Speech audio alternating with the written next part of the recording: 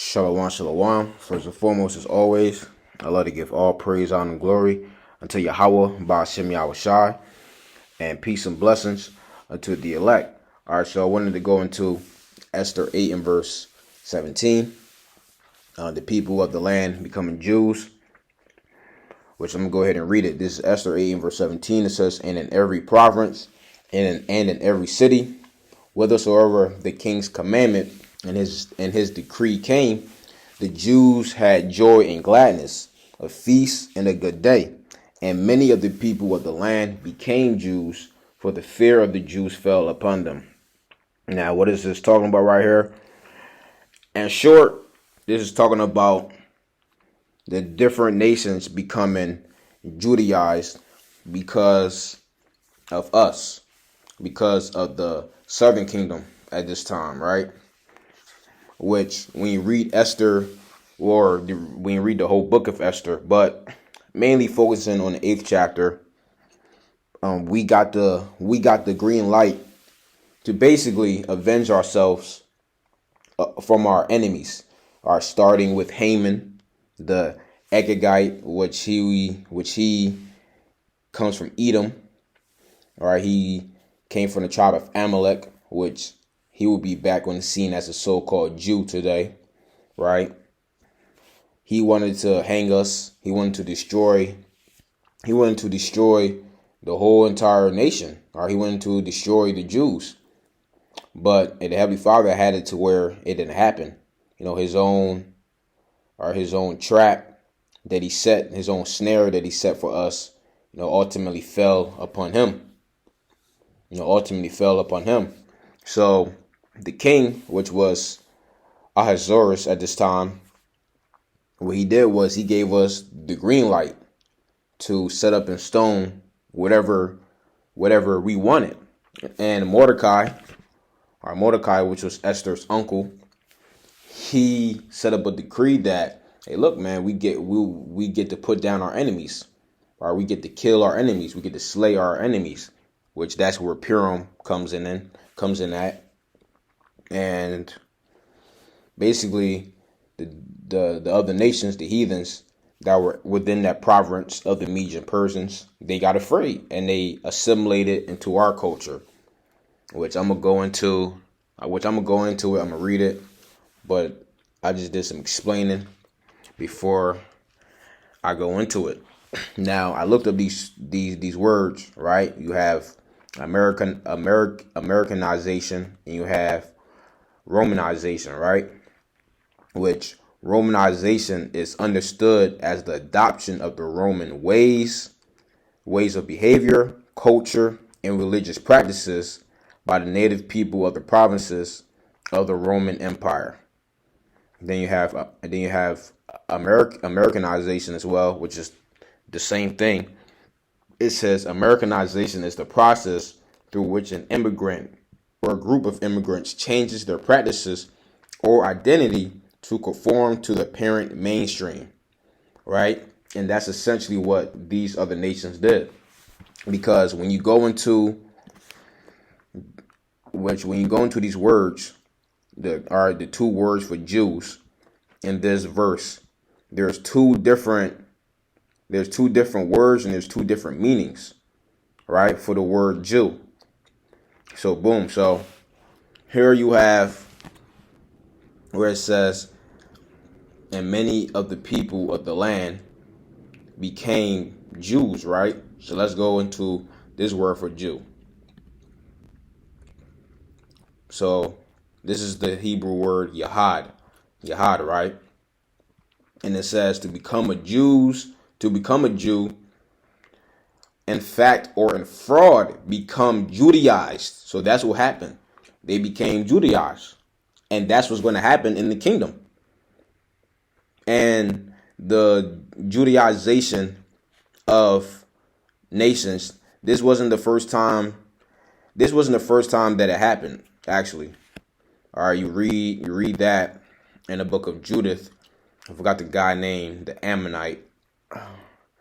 What was his name? I forgot his name. But the Ammonite that was a part of the army of the Assyrian army he became Judaized, right?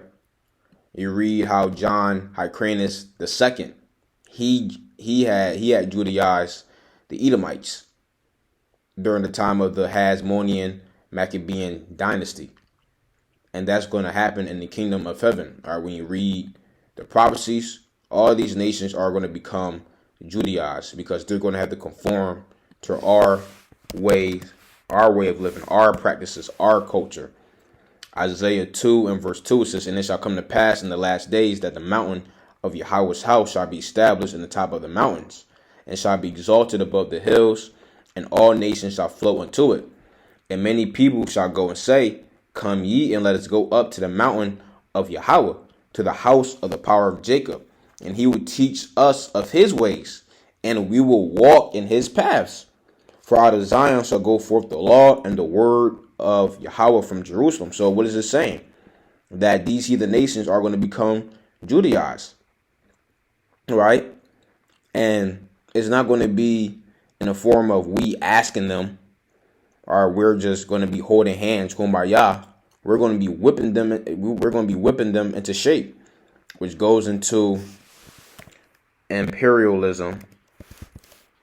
All right, let's go ahead and grab what that means. Right, imperialism. It says a policy of extending a country's power and influence through diplomacy or military force, and that's what's going to be happening. That's exactly what's going to be happening. All right, we're going to be forcing them, military force. See that? A policy of extending a country's power and influence through diplomacy or military force, and that's essentially what Esau did. All right, that's what these Edomites did.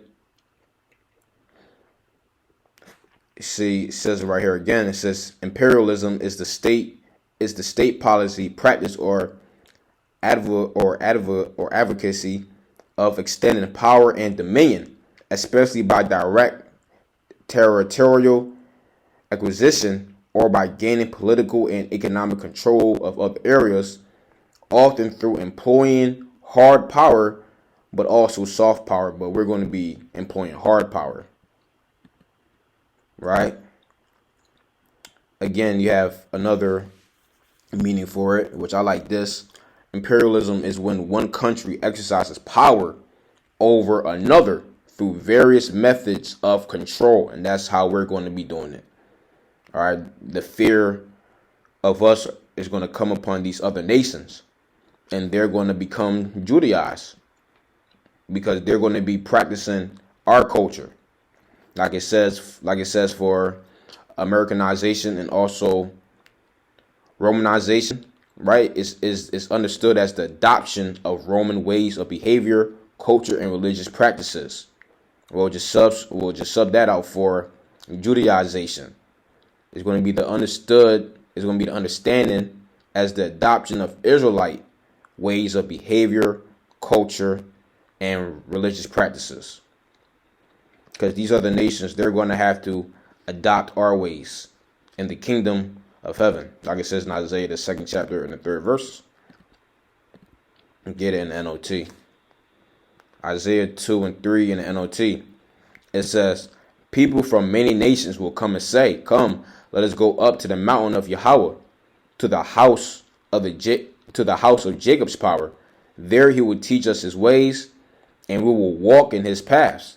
For Yahweh's teaching will go out from Zion. His word will go out from Jerusalem." All right, so they're going to be walking in our light, because in the kingdom of heaven, we're going to be the new Lucifer in the kingdom, which Lucifer just means beaker of light. Right? Let's go ahead and look up that term. Lucifer meaning. Right? Which you still have a lot of Israelites in this faith, they be using that term wrong. Right? Have Lucifer, which this definition is going off. It's just another name for Satan. Yep, here we go. Light bringing, right? Light bringing. All right, so that's what Lucifer means. Let's go on etymology.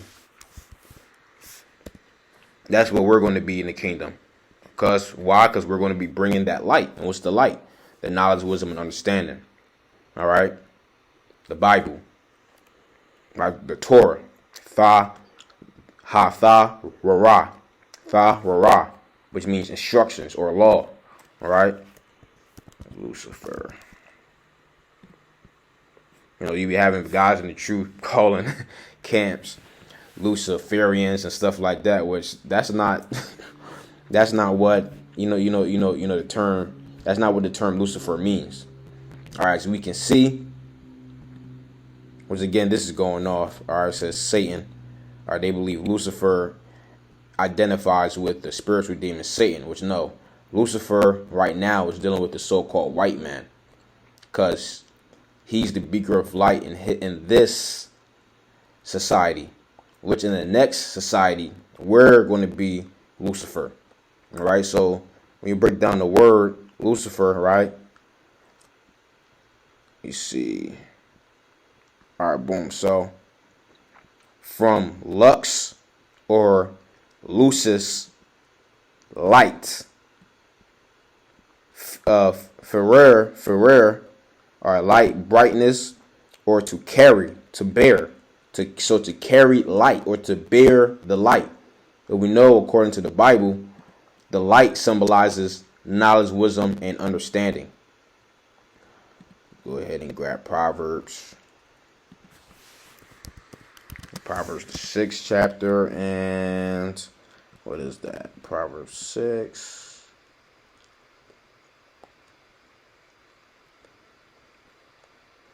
Let me go ahead and type it in real quick. Law, lamp. Yep, Proverbs 6 and verse 23, right?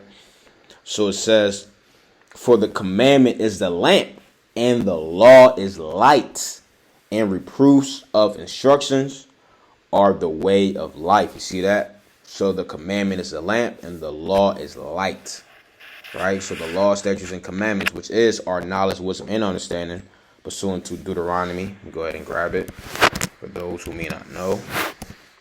Pursuant to Deuteronomy 4 and verse 5, it says, behold, I have taught you statutes and judgments, even as Yahweh my power commanded me, that you should do so in the land whither you go to possess it.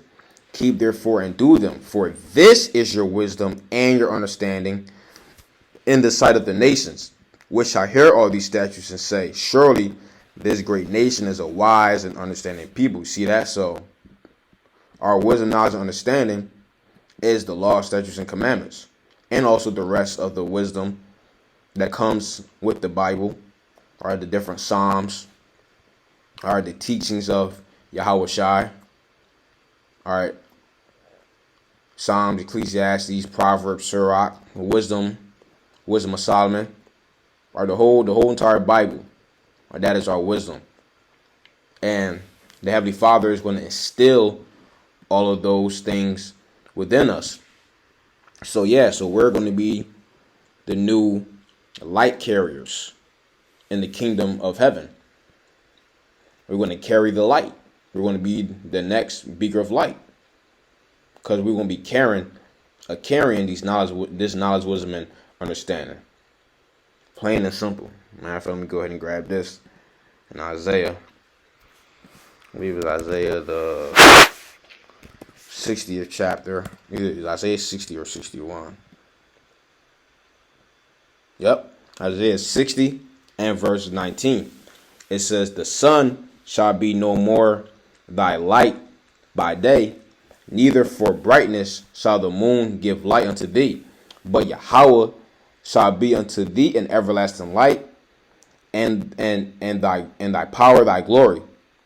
Thy sun shall no more go down, neither shall thy moon withdraw itself, for Yahweh shall be thine everlasting light, and the days of thy mourning shall be ended. Meaning what? That we will never lose this knowledge, wisdom, and understanding again. That's what it's talking about when it says thy sun shall no more go down, neither shall thy moon withdraw itself. That's talking about we will never the Heavenly Father will never take away the knowledge, wisdom, and understanding again, right? Because when you read Revelation, the 12th chapter, Revelation 12 and verse 1, it says, and there appeared a great wonder in heaven, a woman clothed with the sun, was dealing which the sun is knowledge, wisdom, understanding, and the moon under her feet, and upon her head a crown of 12 stars. Right? So we see here how in Revelation, the 12th chapter, in the first verse, that the sun and the moon, that also represents knowledge, wisdom, and understanding. Because the sun and the moon gives off what? Light. All right? Gives off light. Right? So we will forever have it. Then there's other precepts on it as well. But back to that Esther. Right? Back to that Esther, the 8th chapter. Because you will have some Christians that will try to utilize this, or certain brothers can read this and they'll get messed up. But this scripture really shows you how we're going to be imposing our culture on these other nations in the kingdom. All right, this doesn't prove anything about grafting in of these heathen nations or nothing. What this show is us usurping authority on these other nations. All right? But anyway, so I read you the definition of the one word Jew, right? How this applies to the heathen nations being Judaized, right? And then you have the other word for Jew, which is applicable for us, of being a real Israelite, right? Yah is Yah, Howdah Yah, Yah, Howdah Yah, and it says Jew. Yep, a Judite. See? So you see how it have different meanings? It have different meanings, right? One Jew is Yahweh the Yah, and the other one is Yahad. So in the kingdom, these other nations are going to be Yahad, which means what? To become Judaized, right? Which, let's see if they have a definition for that. Let's see if they have a definition for that.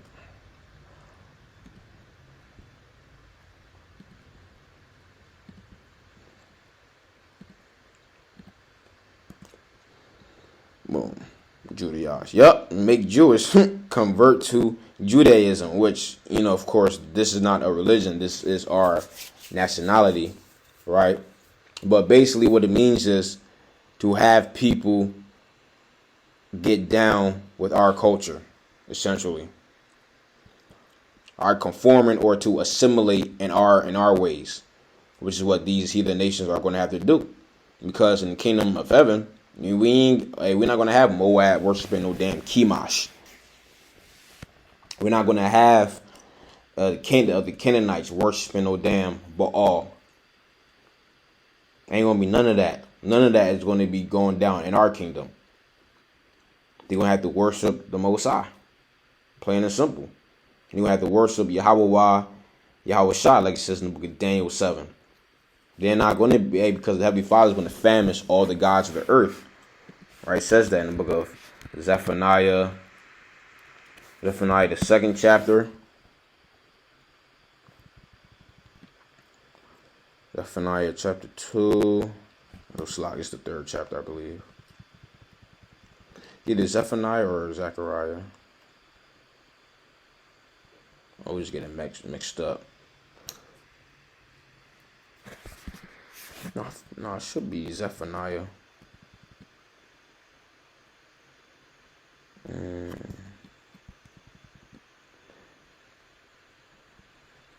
It's either Zephaniah. No, it definitely is Zephaniah. Let me see here. Yeah, here we go. Yep. Zephaniah chapter 2. Yep, Zephaniah chapter 2 and verse 11. Right, it says, Yahweh will be terrible unto them, for he will famish all the gods of the earth, and men shall worship him, everyone from his place, even all the isles of the heathen. Which famish means what? To destroy. So the Heavenly Father is going to destroy all the gods of the earth, all these false gods, all these idols that are being worshipped currently right now. The Heavenly Father is going to destroy them all. So read again, it says, Yahweh will terrify them as he destroys all the gods in the land. Then nations around the world will worship Yahweh, each in their own land. And now, the reason why it says each in their own land, because after 1,000 years, these other nations are going to return back to their own land. they're going to get their own land back after 1,000 years. And they're going to have to worship the Most High. And then, pursuant to the book of Zechariah, the 14th chapter, all these other nations are going to have to come up to Jerusalem and worship the Heavenly Father and celebrate the Feast of Tabernacles. So not only are they going to be worshiping the Heavenly Father in their own land, but pursuant to Deuteronomy, the 16th chapter and 16th verse, the three main holy days, they're going to have to come up to Jerusalem. And let me go ahead and grab it. Deuteronomy 16, verse 16. It says, 3 times in a year shall all thy males appear before Yahweh thy power, in the place which ye shall choose, in the feast of unleavened bread, in the feast of weeks, and in the feast of tabernacle. And they shall not appear before Yahweh empty. So now let's go ahead and grab Zechariah, the 14th chapter now. Zechariah chapter 14 and verse 16. It says, and it shall come to pass that everyone that is left of all the nations which came against Jerusalem shall even go up from year to year to worship the King, Yahweh of hosts, and to keep the Feast of Tabernacles. You see that? So all that is left among the nations which came up against us, they're going to have to come up from year to year, like I just read in Deuteronomy 16 and 16, to worship the King, Yahweh of hosts, and to keep the Feast of Tabernacles. You see? Which proves what? A Judaization. Because they're going to be assimilating or getting down with our culture, with our way of living, our lifestyle. Because we're going to be that beaker of light unto all. We're going to be bringing that light. They're going to have to get down with that. And if they don't, they're going to perish. Just like as the prophecy says. So now going back to Esther 8. And let me see where I'm going to start at. All right. Okay, boom. Esther 8 and 8. And you see the title here. The king's decree avenges the Jews. I'm sorry, verse 7. It says, then the king Ahasuerus said unto Esther the queen and to Mordecai the Jew, behold, I have given Esther the house of Haman, and him they have hanged upon the gallows, because he laid his hand upon the Jews. Write ye also for the Jews as it liketh you, in the king's name, and seal it with the rings in the king's ring. For the writing which is written in the king's name, and sealed with the king's ring, may no man reverse. Now I'm going to jump down to verse 11.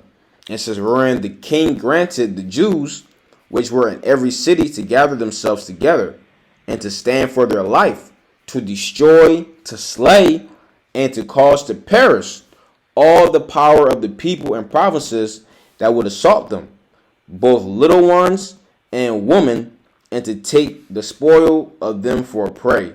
So basically, the king of the Persians and Medes granted to us, the Jews at that time, which mind you, this was just Judah, Benjamin, and Levi. All right, that you can go ahead and destroy all your enemies, and this is in writing, and no man can reverse this.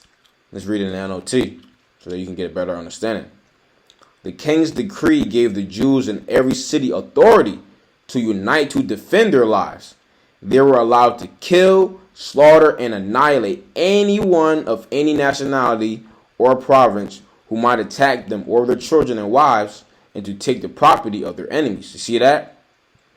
Verse 13, a copy of this decree was to be issued as law. This was in law in every province and proclaimed to all peoples, so that the Jews would be ready to take revenge on their enemies on the appointed day. So now jumping down right to verse 16. And the Jews were filled with joy and gladness, and were honored everywhere.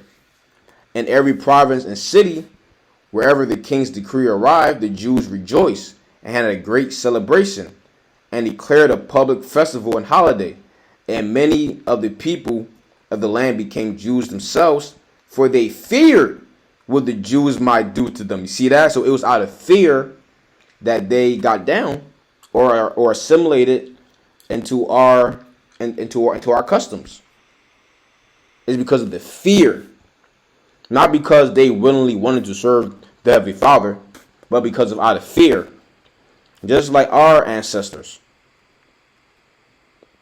Out of fear, they started worshiping Caesar Borgia because they were seeing what was being done to their families.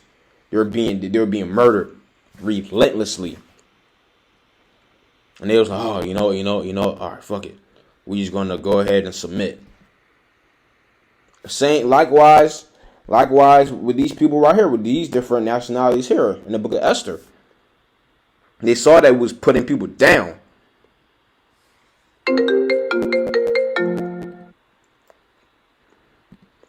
All right, man. They saw that we had the power. We had the power to kill and to annihilate everybody. So out of fear, they became Judaized. See that? And that's what's going to be happening in the kingdom. That's exactly what's going to be happening in the kingdom. All these nations are going to become Judaized. For the fear of us is going to fall upon them. All right, so Yahweh Tazah, if you brothers and sisters were edified, till next time, Shalom.